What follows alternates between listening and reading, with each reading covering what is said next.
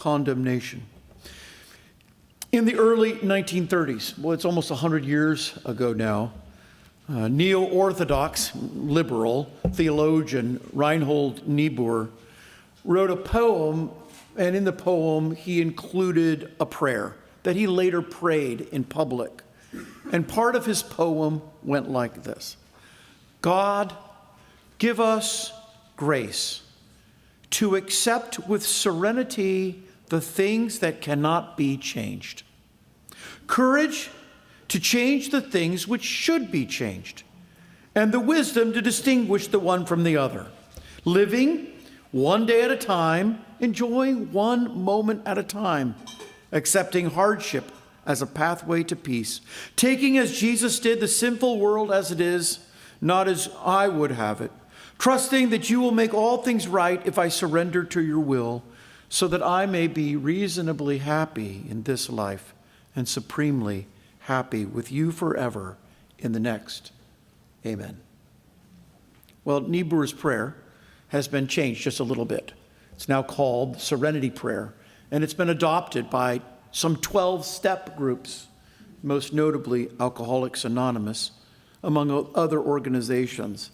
And the focus of that prayer is on learning contentment by accepting that God controls all of life's outcomes and that He can give us peace even when we face uncontrollable situations, particularly difficult situations that are just outside our control. And examples of that would be something like this: time and relativity. I can't change the past. I don't control the future. Other people.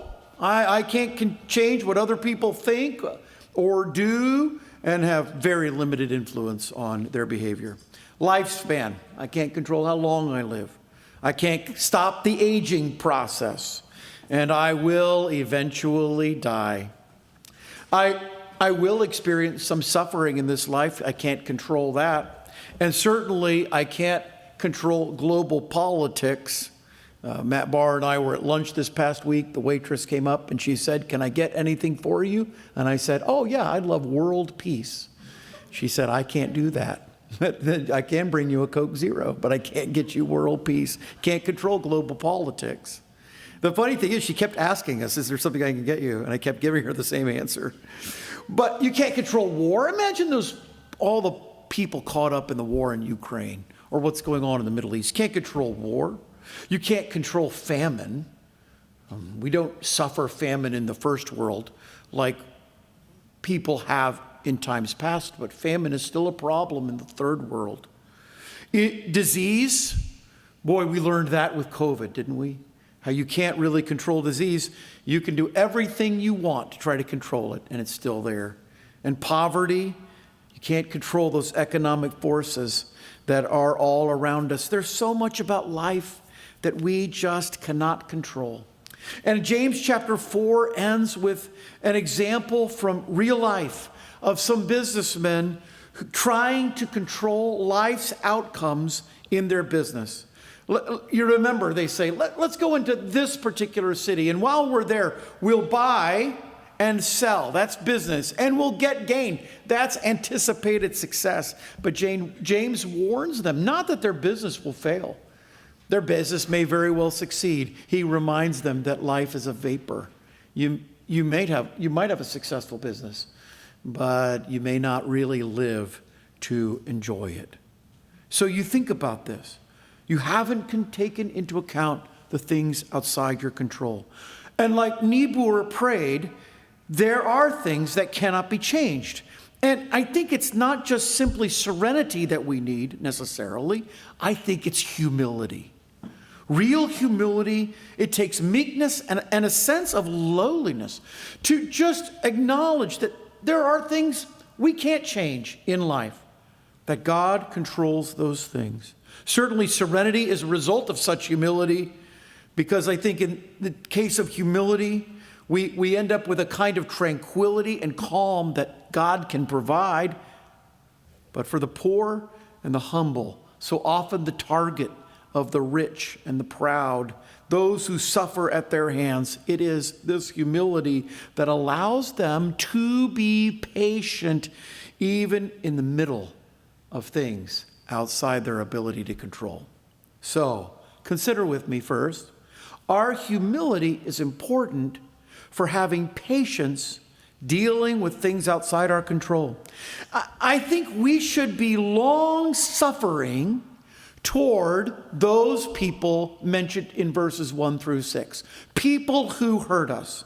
You see in verse 7, be patient, therefore, brothers. Again in verse 7, these people have long patience. The farmer has long patience for his crops. So verse 8, be you also patient. And then down in verse 10, talking about the prophets who've suffered affliction and have had patience. Now, in these 3 verses, James uses the word patience 4 times, and it's a particular word, makrothumia, and it has the idea of makros, which is something that's far or long, and thumos, which would be like wrath or hatred or anger. He's saying it's just like anger out of reach. Be long-suffering. And in James's usage, it's often translated as patience because it just has the idea of holding your temper. Being able to be oppressed by other people and not respond in a worldly way. And in the context of verses 1 through 6, it's the idea of being oppressed, but having patience in the face of that oppression. So that these rich people who oppress the poor, now he's saying to the poor, respond to their oppression with patience. These people are holding back what they owe you. That's not very nice. They're using the court system to pervert justice against you. That's not very nice. But instead of responding to them with anger, respond to them with long suffering. Be patient.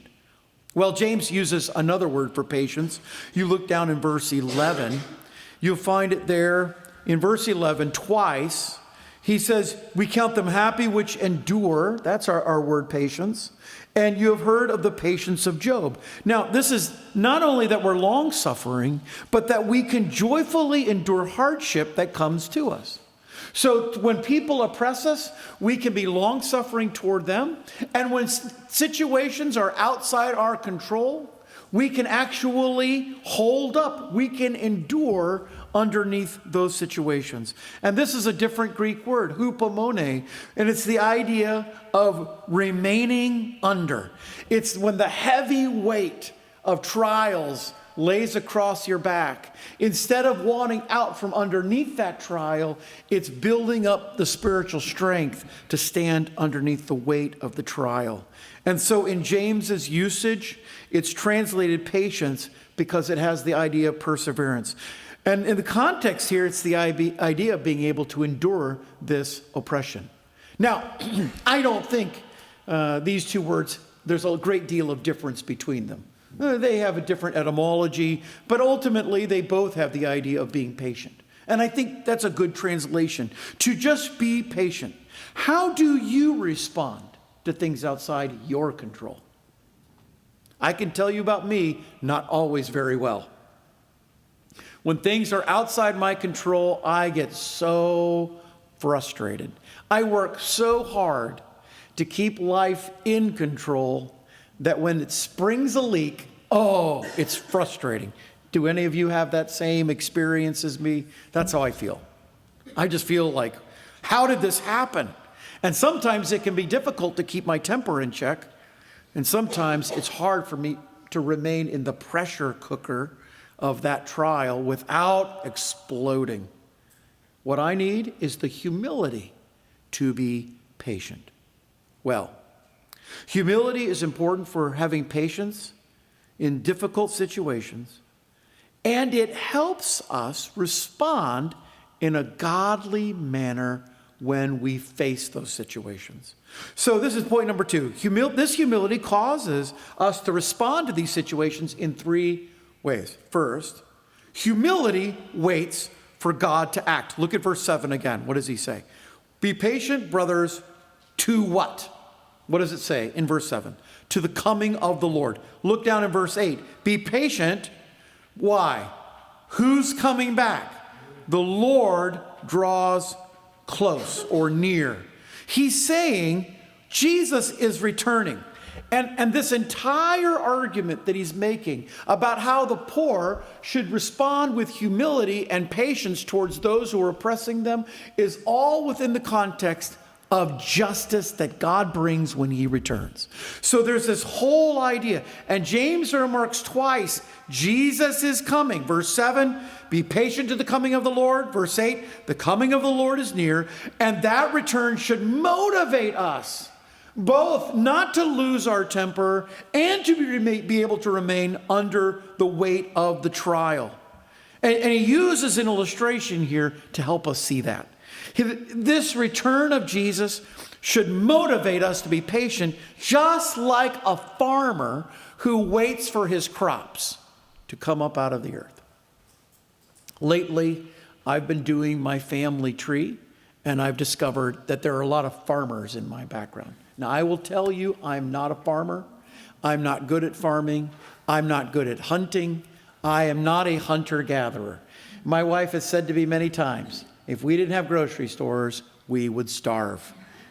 It's just the whole hunting-gathering ability is not something my dad taught me. I don't think it was something his dad taught him, and probably goes back a few generations. You keep going back, though, you have farmers back there.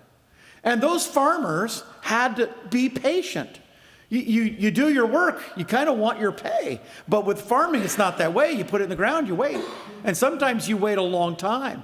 And you look at the sky, and you're waiting for the sun and the rain and the sun and the rain, because you need that sun and rain to get your crops to grow. And here James refers to what happens in the Holy Land, the early rainy part of the season that helps the seeds to germinate, and then the latter rain that helps the crops to fruit. And that farmer who has patience, well, that patience pays off with an abundant harvest. And so James is saying, look, there is a harvest coming for you, but you have to wait for it. You have to be patient. And so all of life, all these things swirling around you may be outside your control, but like the farmer, just wait and trust that God's promises will come about. He promises to bring judgment to the earth. And Jesus' return is one of judgment. And so James commands his people, he commands these readers to be patient for the return of Jesus, because Jesus is the judge. It says it in the very next verse. He's the one who stands nearby the doors. And so we should be able to endure because Jesus is coming back. Humility helps us wait for God to act. Number 2, humility withholds complaints against other believers. This is actually letter B, under point 2, if you're keeping an outline. Humility withholds those complaints against other believers. Verse 9, don't be a complainy pants. That's what it says. Now, I gave you kind of a more modern translation, right? The New Super Living Extra Special translation here. That's not the King James. It says grudge not against one another, but it's actually saying don't be a complaining pants, right? Difficult times often lead, when we're under that pressure, to complaining. We just get complaining. And James says, don't be a complainer. The verb here means to groan. And it's the idea of feeling the stress of other people and of our problems. And he says, don't be a complaining pants. Why? Again, Jesus, the judge, is coming back. You think about how a driver is driving along and then sees that policeman. Just a couple of weeks ago, my wife and I were on the interstate, and we were trying to drive around the speed limit, and there was a car who was really frustrated behind me because he really wanted to go fast.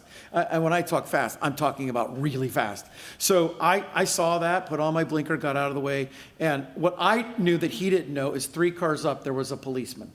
And so, I mean, it wasn't that far up. I could actually see the policeman. The policeman had just gone by me a little earlier, and I had been watching this guy weaving through traffic. And when he went by me at what had to be close to 100 miles an hour, when he went whooshing by me, he whooshed by, the next car up, and then you haven't seen brakes like this guy had, because he saw the policeman almost too late, and then his whole car is stopping. And my wife and I are laughing really hard at this guy because he was saying, I'll do whatever I want. Oh, the judge is right here. Uh-oh, the judge is at the doors. So James is saying, don't be a complainy pants. The judge is coming. He's nearby. So instead of complaining, we can be joyful in those difficult times. And he talks about the prophets which endured affliction, and you can go back and read from the Old Testament. The very people he's referring to, these Old Testament people who had real affliction in their life, not like some of the affliction we face, which is more first world problem afflictions. We're talking real, serious, life-threatening afflictions that sometimes we face, but most times not. And he's saying, look, when you persevere in those situations, you are blessed. We count them blessed who've endured because they receive grace from God. You can go back to chapter 1 and see that. So that even in persecution, the apostles rejoice that they are worthy to suffer for Jesus. So I say, humility helps me wait for God to act. Humility withholds complaints against other believers. Letter C, this is my third point under the second argument. Humility answers accusations simply. Verse 12. But above all things, he's summarizing here. Brothers, you don't have to make an oath. You don't have to swear by heaven or by earth or any other oath. Your yes can simply be yes, and your no can simply be no. Here's what he's saying. The final response is to avoid swearing. And this is not the swearing that is uncouth speech. We're not talking about vulgarity here. Sometimes the word swearing is used for this, but swearing is different from cussing. And you probably understand when I say cussing, people who cuss. If you really want to know if this goes back a long way, Peter, when Jesus was being tried, starts cussing, right? That's the idea of using vulgar speech. That's not what this is talking about. James here is actually citing a sermon that Jesus preached in Matthew chapter 5 when he talks about taking oaths unnecessarily. And he's saying Christians don't have to live that way. You can just be honest in your dealings with other people. So in difficult times, your humility can teach you to just be patient and wait for the Lord to act. Your humility can teach you not to complain against other believers. And your humility can teach you just be yourself. Just be you.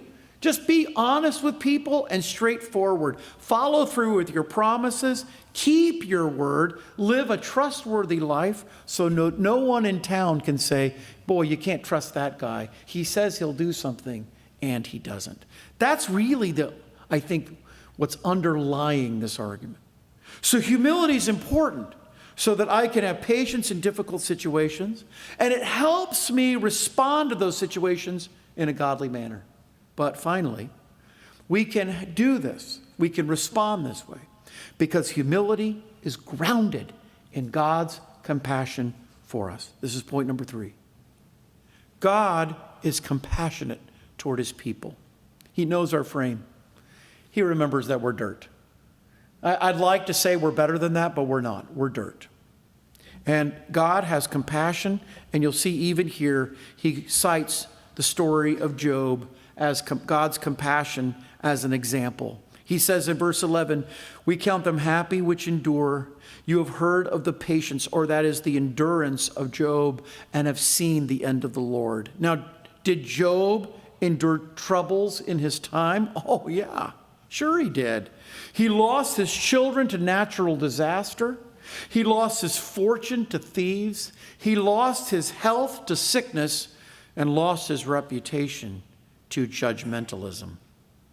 Job lost everything. And you have that story, and he says, look at that story. Now, how did God respond to Job's pain? He says, you have seen the end of the Lord. James notes that we have the end of Job's story. Job's suffering didn't last. It wasn't lifelong for him. He suffered for a time, and then God took his suffering away. And what did God do for Job? He began restoring everything that Satan had taken from him. He restored his health. He restored his fortunes. He restored a family to him. And he restored Job's reputation. In fact, it was Job who ended up praying for his friends who had wronged him. And see, that's what God does. God is compassionate. He has compassion for his people because, letter B, this is who God is. We see the end of the Lord, that the Lord is very pitiful and has tender mercy. God has sympathy for us. Can I say it this way? He knows our pain. I love the word here because it's the idea of pathos. The Greek word splanknos. It's the idea of the bowels, the belly, the place where suffering occurs. You know that expression, bowels of mercies. That whole idea. The Greeks had this concept that that's where those emotions are. The chest was the duty. The emotions were the belly. And this is the belly of God, who has real mercy and pity for us. God looks down from heaven and he sees exactly as we are. We like to think of ourselves as better, but we're not. And truth be told, all of us could be reduced to where Job is in an instant.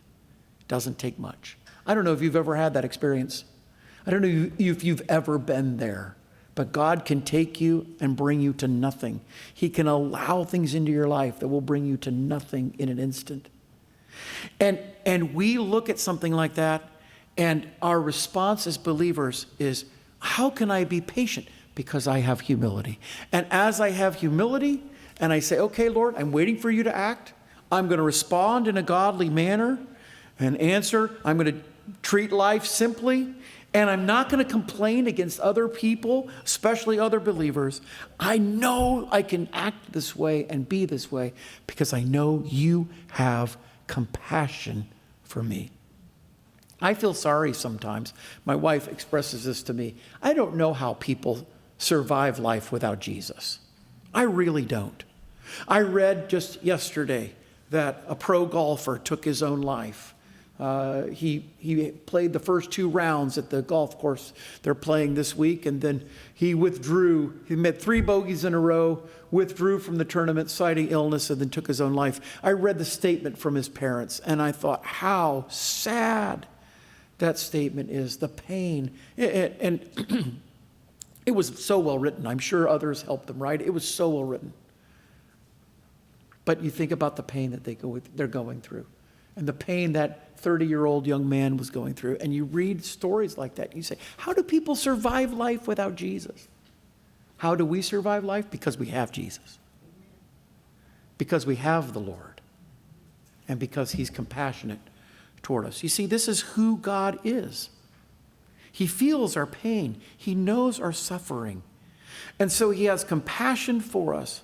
He's aware that we falter and treats us always as a loving Father. What did Jesus say? When we go to God as our Father and we ask him for fish or bread, what does he give us? A snake? Does he give us a stone? That's not who God is. And I know unbelievers don't have that relationship with God. They don't understand how God works, but we do. And when we're in those situations that are outside of our control, nothing I would have chosen for myself. I would not have gone down this path had I known. Some of you can point to days in your life you wish you could just live over. Just pick this day and just get rid of it. And let everything that comes out of this day be gone. And you can think of those days. I'd rather not have those days in my life. Those days where everything was outside your control. You can still go and say, but I still have a merciful God. I still have a compassionate God who loves me and cares for me all through my life. Yes, I can't control aging. I can't control death. I can't control time. I can't go back and fix the past, and there's nothing I can do really to fix the future. God is sovereign over all of those things of life. Isn't it good that He's good? Isn't it great that He's wonderful and has real love for us? This is what humility does. I can go back to chapter 1 and see exactly what James says. He says the rich man is made low in verse 10 because he's like the flower of the grass and he will pass away. And the sun is sooner risen with a burning heat and withers the grass and the flower falls and the grace and the fashion of it perishes and the rich man will fade in his ways. Oh yes. But look at verse 9. The brother of low degree, he's exalted. The brother of low degree is the one who can endure the test because when he's tried, he receives the crown of life, verse 12, that the Lord has promised to them who loved him. This whole book has been leading us to this final argument. You can trust in your God. And when all of life is swirling out of control, I can just humbly say, okay, Lord, it's in your hands. I leave it up to you. Let's pray together. Father, help us to be people who do